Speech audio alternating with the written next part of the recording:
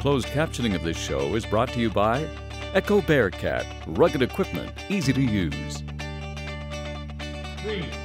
We are up north here on beautiful Vancouver Island, Port McNeill, for the ORCAFEST and the Logger Sports Competition, one of the annual stops in the Can Log circuit. That's Canadian Logger Sports. We're halfway through episode number 1. We've covered the single buck and the obstacle pole, and now we're headed into the axe throw. And we all know it's 3 throws, bullseye worth 5 points. That's right, Brad Delosa, the first one up. Oh, and he throws a perfect bullseye for the first throw. He'll like that a lot.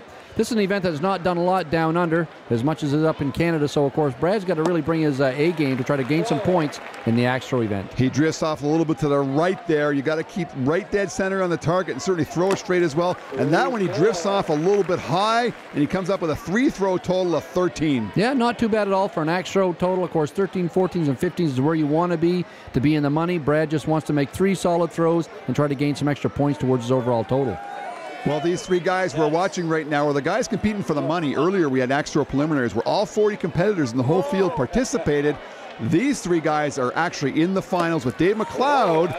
Unusual that he's here. He's normally an OP choker race kind of guy. That's right, but Dave's a good all-around logger. You can see him pretty relaxed. He was smiling, laughing at the crowd there before. Another good throw there. He's actually all around this bullseye. He just about hit it first. Of course, all your axe has to do is break that higher scoring ring to get the points. Well, he's got 2 throw total of 8 right now. Let's see if he can end things on a positive note and come up with another 5, which would tie him with Brad Delosa. Drifts off to the right. Looks like all 3 throws he drifted off to the right. Maybe he's not aligned properly. Yeah, well, he seems to be aligned here pretty well. I'm not sure whether there's a breeze or not. Sometimes a little bit of wind will pull that axe a little bit to the side. Looks pretty calm there. Maybe it just is in his release. I'm Derek Pauchnik from Viola, Idaho, and I'm a research scientist. Well, so far we've seen a 12 and a 13, which means the door is a little bit open here for Derek Pauchnik with a couple of good throws. He could take this thing, and he starts off with a great throw, a bullseye. That's right, a bullseye, man. And when you get in the groove throwing bullseyes, a couple of weeks ago I threw 7 in a row in New Brunswick. And here's Derek talking about getting in the groove. He looks like he's right in the tracks as well, throwing 2 bullseyes in a row here. He's in the driver's seat right now. All he needs is a 4 or a 5 to take this thing. Let's see if he can get 3 straight bullseyes. 3 straight bullseyes it is, and Derek Pauchnik is going to win the axe throw with a perfect 15. Your grip is a little bit different. You got a couple of inches between your hands. Your thumbs aligned. Everything's very much aligned with the way you throw the axe. Just tell me about it.